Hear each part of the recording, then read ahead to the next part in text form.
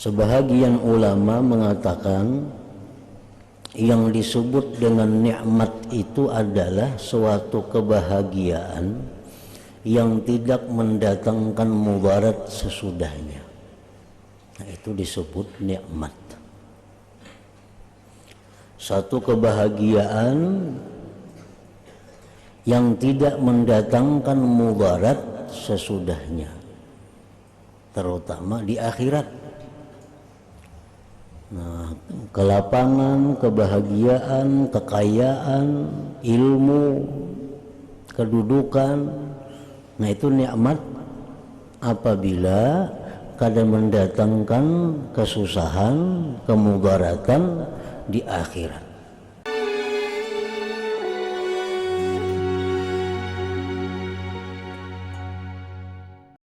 Bismillahirrahmanirrahim. Alhamdulillahi rabbil alamin. Wa bihi nasta'in ala umuri dunya waddin. Wassalatu wassalam ala asyrafil anbiya wal mursalin Sayyidina wa maulana Muhammadin wa ala alihi wa sahbihi ajma'in. Halaman 1.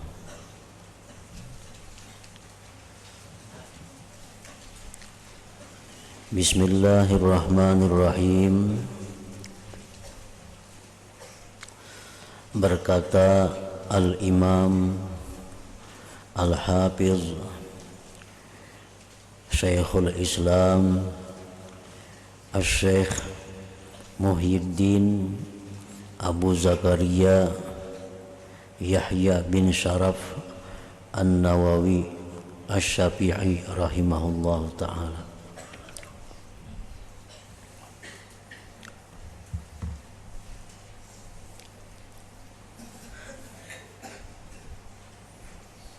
Bismillahirrahmanirrahim. Wa sallallahu ala sayyidina Muhammadin wa ala alihi wa sahbihi wa sallam. Segala puji bagi Allah, Zat yang tunggal lagi maha perkasa, yang maha mulia lagi maha pengampun.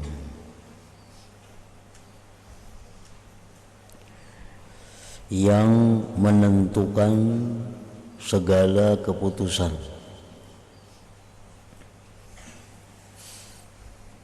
yang berkuasa merubah segala sesuatu,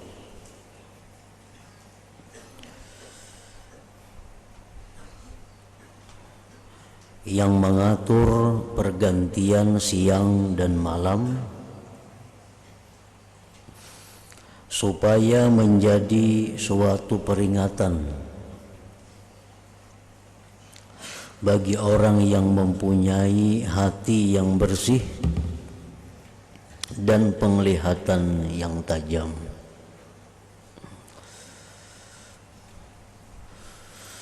Dialah Allah, Tuhan yang memberikan kesadaran kepada siapa yang dipilihnya dari kalangan hamba-hambanya. Lalu ia masukkan orang itu ke dalam kumpulan orang-orang pilihan.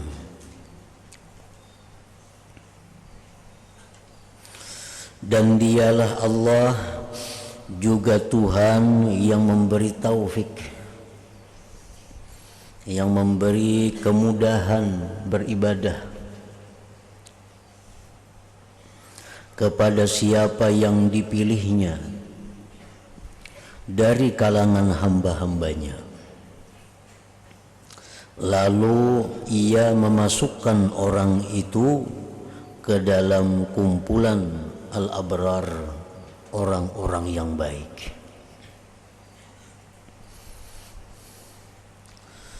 Dan dialah Allah juga Tuhan yang memperlihatkan ilmu hakikat ilmu yang sebenar-benar ilmu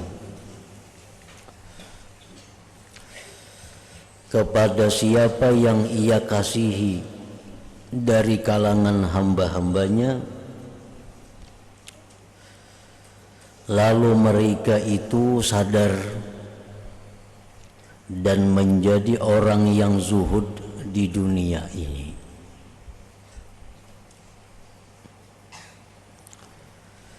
Jadi artinya orang-orang yang zuhud di dunia ini adalah orang-orang yang diberi Allah ilmu yang sebenar-benar ilmu.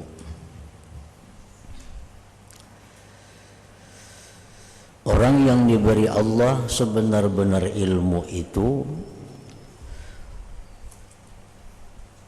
menjadikan dia zuhud terhadap dunia ini dan benar-benar berusaha untuk mencapai keridhaan Allah.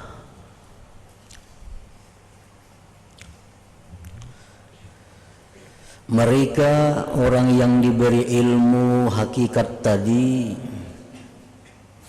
membuat bekalan, membuat sanggup untuk negeri akhirat dan menjauhi apa-apa yang dimurkai Allah Ta'ala dan menjaga diri daripada terdadah, terhina kepada siksaan Allah Ta'ala.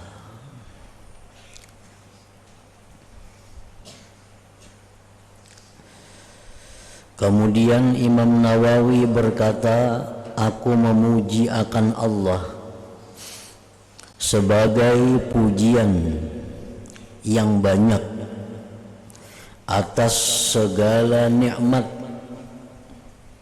yang telah dianugerahkannya.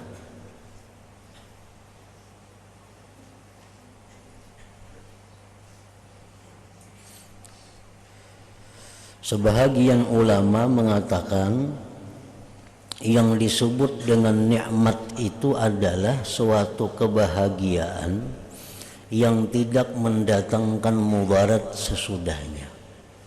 Nah, itu disebut nikmat. Satu kebahagiaan yang tidak mendatangkan mudarat sesudahnya, terutama di akhirat. Nah, kelapangan, kebahagiaan, kekayaan, ilmu, kedudukan, nah itu nikmat apabila kadang mendatangkan kesusahan, kemudaratan di akhirat.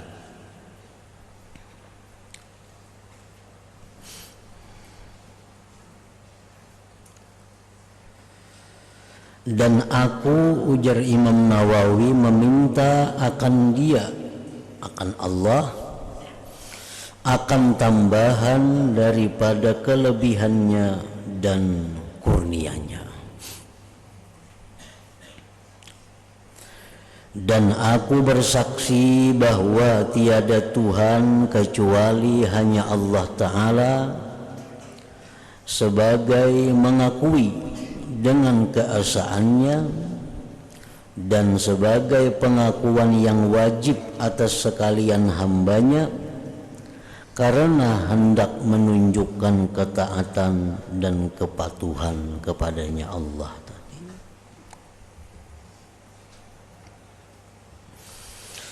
Dan aku bersaksi bahwa penghulu kita Muhammad itu hamba Allah dan Rasulnya, dan juga kekasihnya yang telah dipilih dari kalangan hamba-hambanya.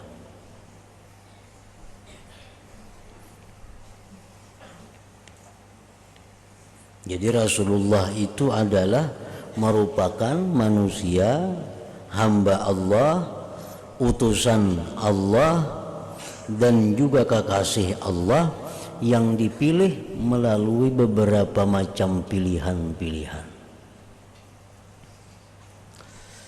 Allah Subhanahu wa taala menciptakan manusia. Nah,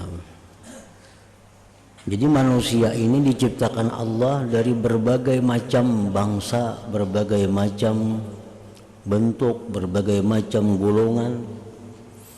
Maka golongan yang paling disukai Allah di antara sekian golongan itu adalah golongan Arab.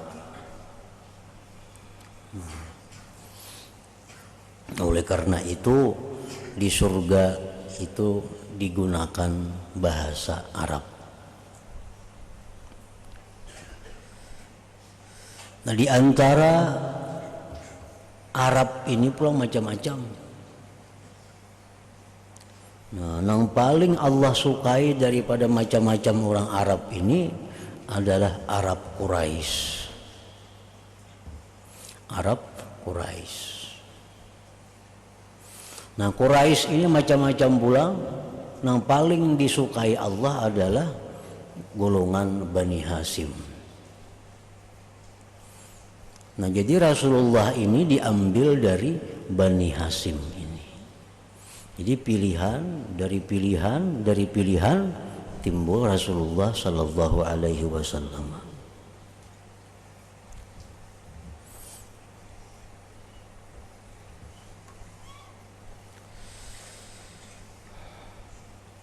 Beliau adalah Rasulullah Sallallahu Alaihi Wasallam, semulia-mulia orang dahulu dan orang yang terkemudian daripada segala makhluknya. Seluruh makhluk Allah, termasuk malaikat di dalamnya, maka itu yang paling mulia adalah Nabi kita Sallallahu Alaihi Wasallam. Paling bersih, paling sempurna, dan paling arif kenal akan Allah Ta'ala, dan yang bersangatan takut akan Allah Ta'ala, dan bersangatan mengetahui akan Allah Ta'ala, dan yang bersangatan takwa.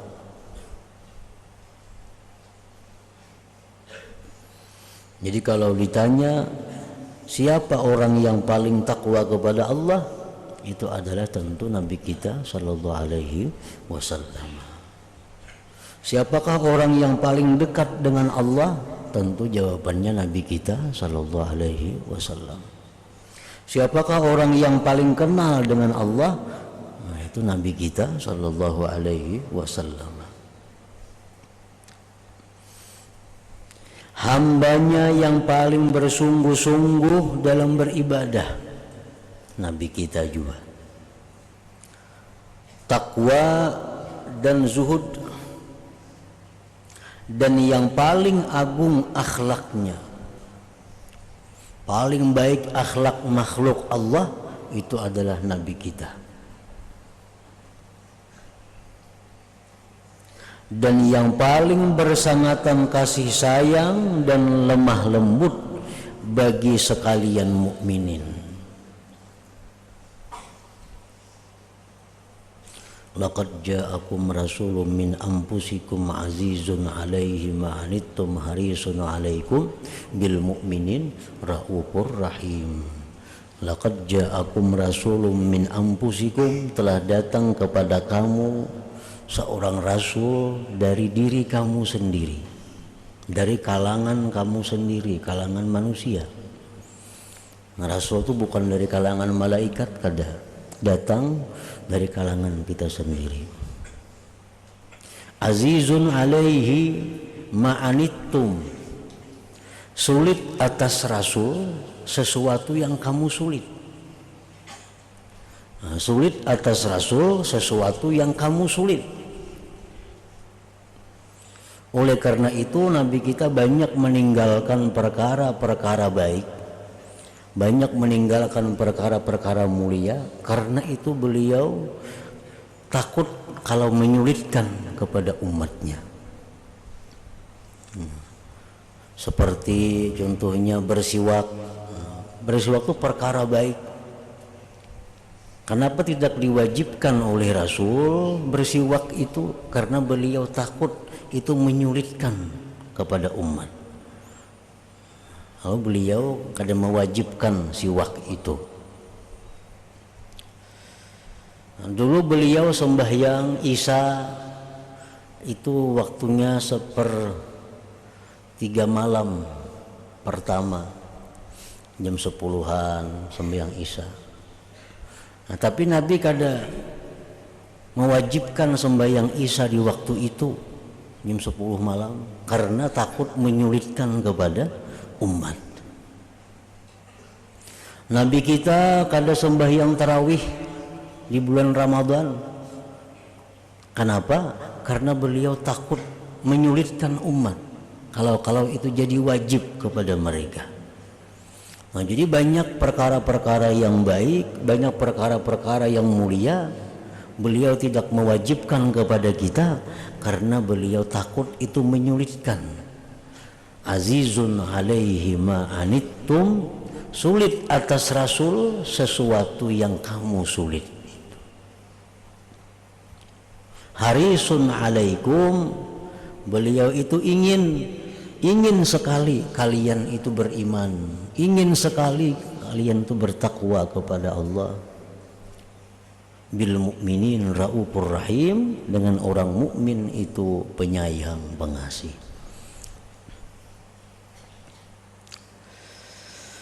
Semoga salawat dan salam sejahtera daripada Allah Ta'ala senantiasa tercucur kepada beliau dan kepada sekalian nabi-nabi dan keluarga mereka serta para sahabat dan pengikut-pengikut mereka sampai ke hari kiamat.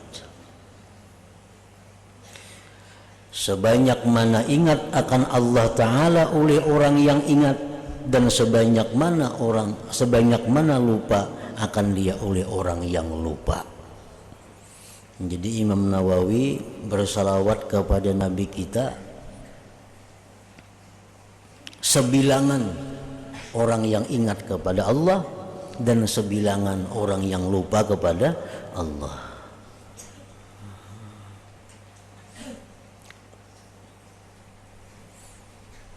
Istri-istri Nabi Sallallahu Alaihi Wasallam pernah bertanya kepada beliau, ujar bini-bini sidin, wahai Rasulullah, karena di akhirat tuh pian ingat juga lagi lawan kami.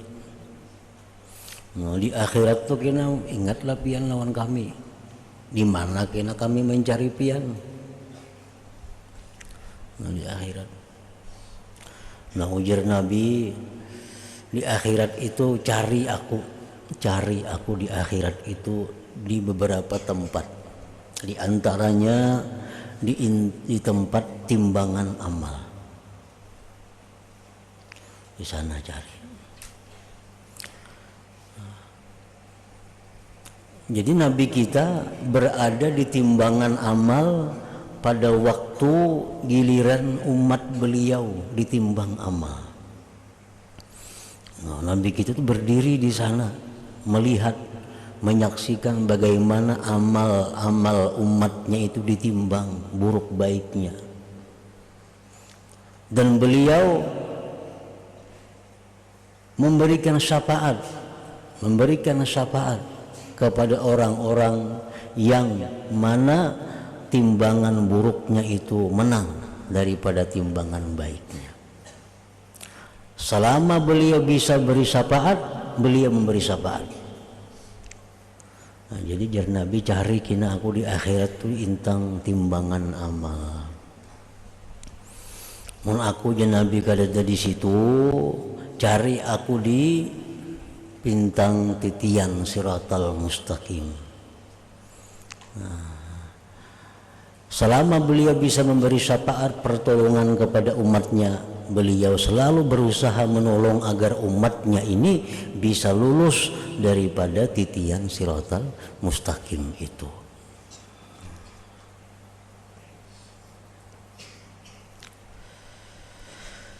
Amma ba'du, adapun selepas itu maka sesungguhnya dunia ini adalah negeri yang akan berakhir dengan kesudahan. Dunia yang kita tempati ini akan berakhir. Apabila itu perkara gaib, hanya Allah yang tahu. Pokoknya dunia ini akan habis pada waktu sampai saatnya. Dunia ini akan hancur pada waktu sampai saatnya, di mana itu hanya Allah yang tahu. Bukan dunia ini negeri yang kekal. Jadi dunianya, harta benda yang ada di dunianya, orang-orang yang ada di dunianya itu berakhir.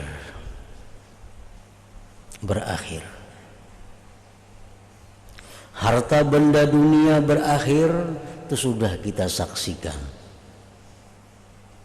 Dulunya barang bagus, makin hari makin buruk, hancur.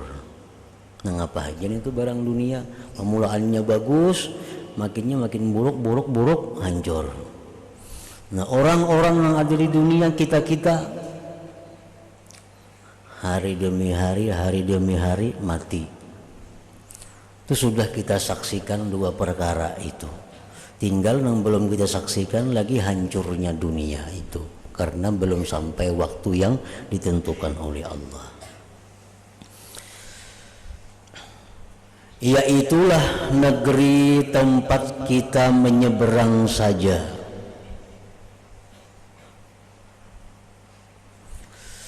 Nah, tempat kita menyeberang saja, bukan negeri tempat kita bersuka-suka. Yaitulah juga negeri yang fana, bukan negeri yang baka kekal.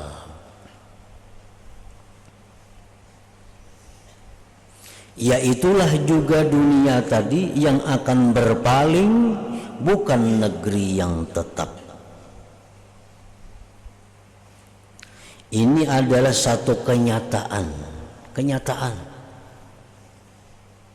Satu kenyataan yang telah disepakati oleh semua orang. Siapa saja sepakat pada bahwa yang di dunia ini berakhir. Siapa saja, baik orang kafir, baik orang Islam, baik orang nang takwa, baik orang nang kada takwa, sepakat bahwa nang di dunia ini manusia-manusianya bakal mati. Kada sepakatnya itu, sepakat semua.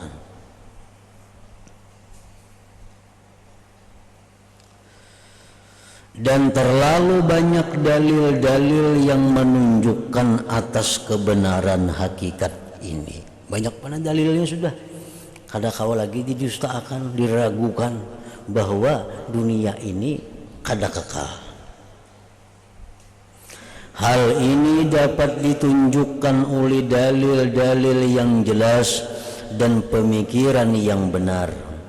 Bahkan hal ini telah diketahui oleh semua lapisan masyarakat, sama ada mereka itu orang yang berilmu atau tidak, sama ada mereka itu orang yang kaya atau miskin. Semuaan sepakat bahwa dunia ini berakhir.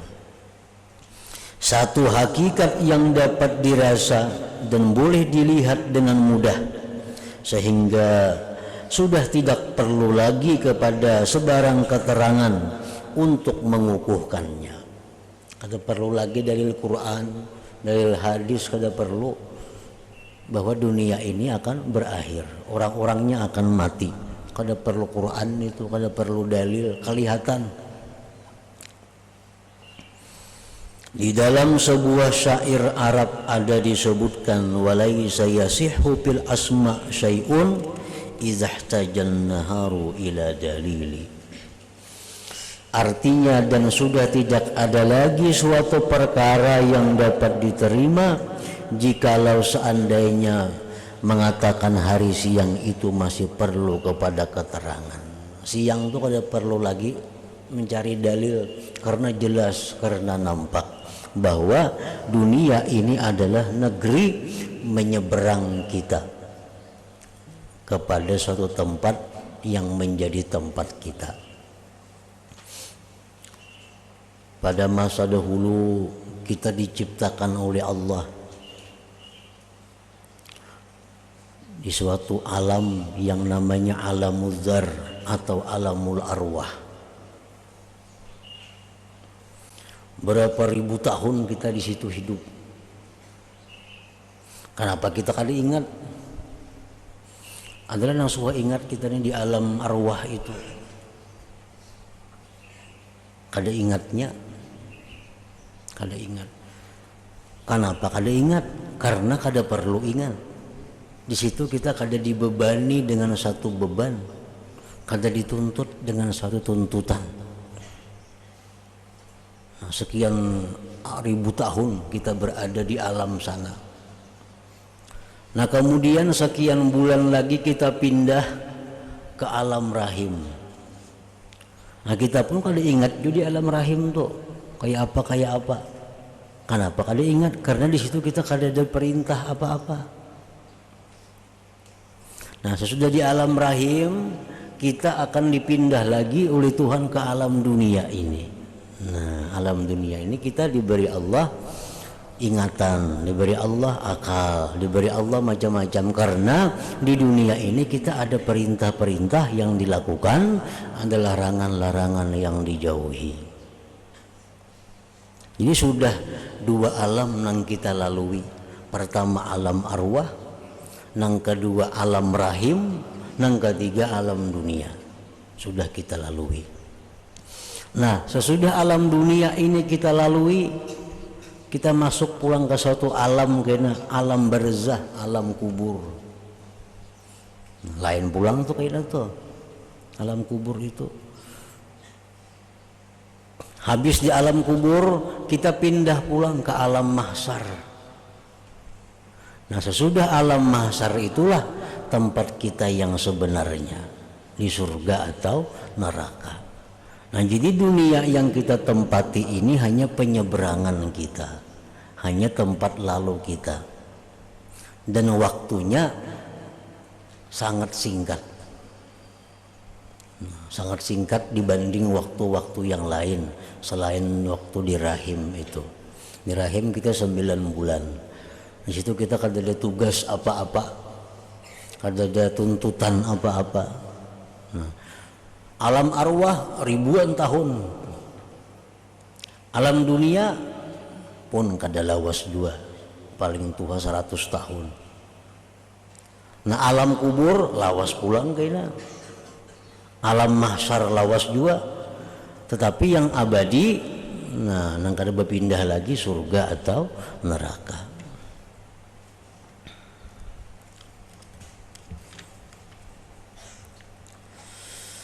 Apabila keadaan dunia seperti apa yang telah kita katakan tadi, dunia berakhir, tunggai kungan orang meninggalkan dunia. Hari ini si Pulan meninggalkan dunia, semalam si Pulan meninggalkan dunia, isuk kena si Pulan pulang satu persatu meninggalkan dunia. Apabila keadaan dunia seperti apa yang telah kita katakan tadi, maka telah datang di dalam Al-Quran Al-Karim amaran, nah, perintah-perintah supaya kita jangan senang dengannya dunia ini. Bila kita senang dengan dunia ini, kita akan susah. Kenapa? Karena pasti kita tinggalkan. Nang paling susah kita berpisah lawan nang disenangi. Makin senang kita kepada dunia, makin sakit mati itu. Makin sayang kepada dunia ini, makin sakit mati. Kenapa? Itu sudah Kenyataannya bila barang itu kita sayangi, kita berpisah, sakit hati. Makin sayang berpisah, makin sakit hati lagi. Tapi bila barang yang kita kada sayang, kita berpisah, nyaman. Apalagi barang yang kita kada katuju berpisah lawan kita, makin nyaman lagi. Nah itulah dunia. Bila kita senang dengan dunia, maka kita meninggalkannya sangat susah.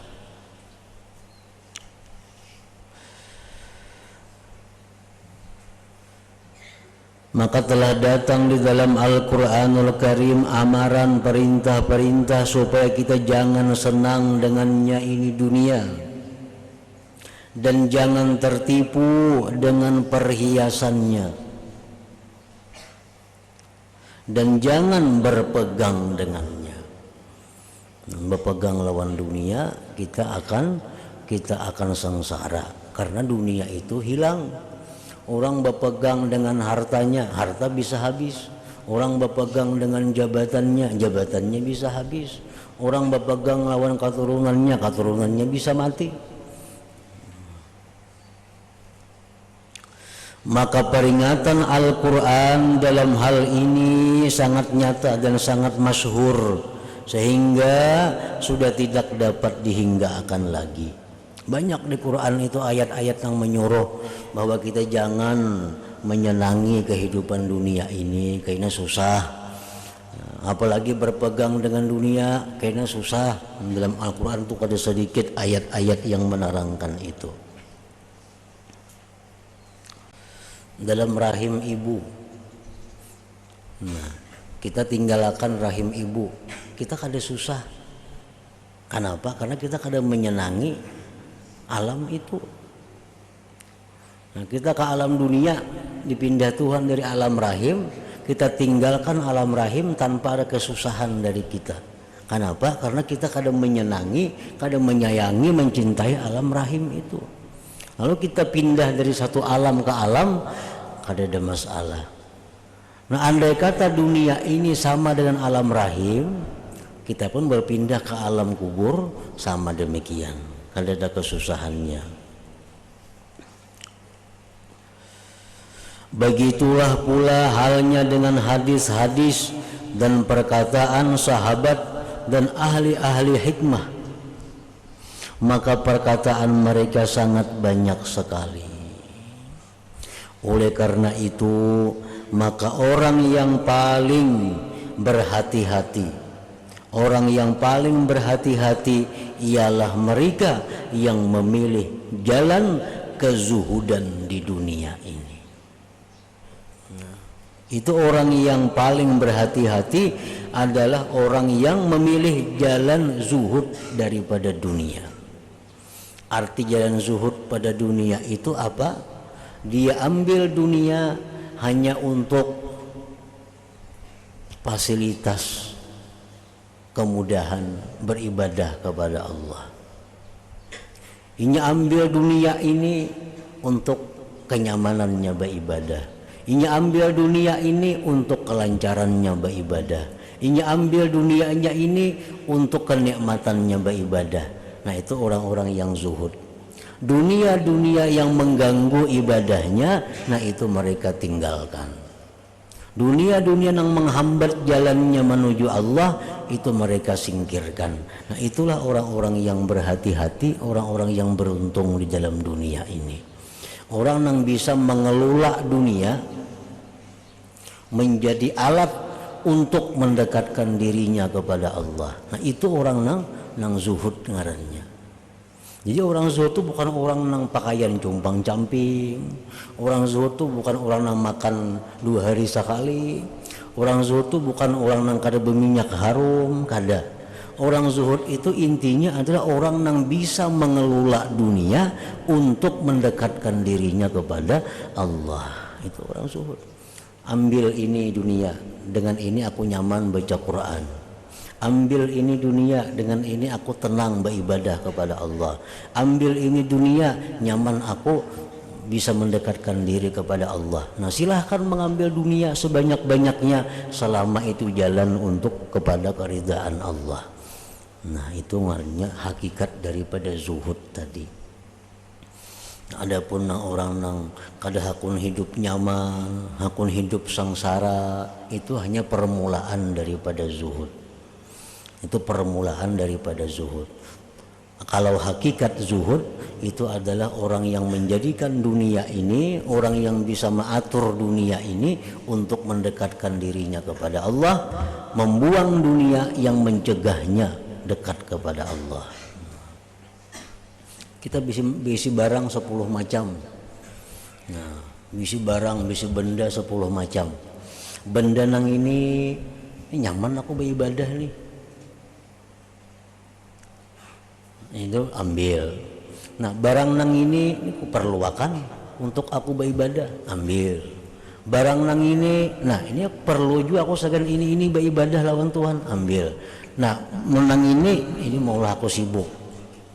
Nah, ini maulah aku ribut, ini maulah aku kada tersembahyang, ini rancak nang maulah aku lalai lawan Tuhan. Nah, itu nang dibuang. Nah, itu ngarannya zuhud. Dipilihi dunia nih, nama nang menguntungkan akhirat ambil, nama nang mengganggu akhirat singkirkan. Itu hakikat daripada zuhud. Jadi bukan orang zuhud tuh kada boleh nyaman, kada boleh aja, asalkan itu kada membuat lupa kepada Allah, kada membuat maksiat lawan Allah.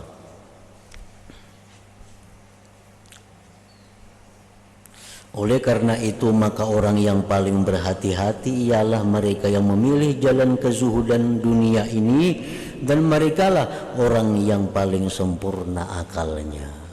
Orang yang paling pintar itu sebenarnya adalah orang yang zuhud. Itu orang yang paling pintar. Nah, orang yang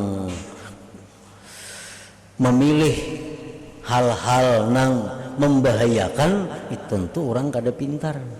Ini sudah tahu nah, gawian ini maulah aku jadi maksiat, gawian ini maulah aku seringkali lawan Tuhan kada ingat, gawian ini maulah aku kada tersembahyang. Nah, gawian itu jangan lagi diingon, jangan lagi gawian itu dipelihara, ditinggalkan. Cari gawian-gawian nang memudahkan kita ingat kepada Allah, cari pekerjaan kita nang selalu bersyukur kepada Allah. Nah, itu orang-orang pintar macam itu. Sudah tahu nih ular, sudah tahu nih kala, sudah tahu ini buaya, diparaki juga, diingun juga. Nah, itu membahayakan dirinya. Itu orang kada pintar ngarannya. Orang pintar tuh orang yang bisa mengambil barang-barang duniawi yang memberi manfaat lawan dirinya, baik di dunia atau di akhirat.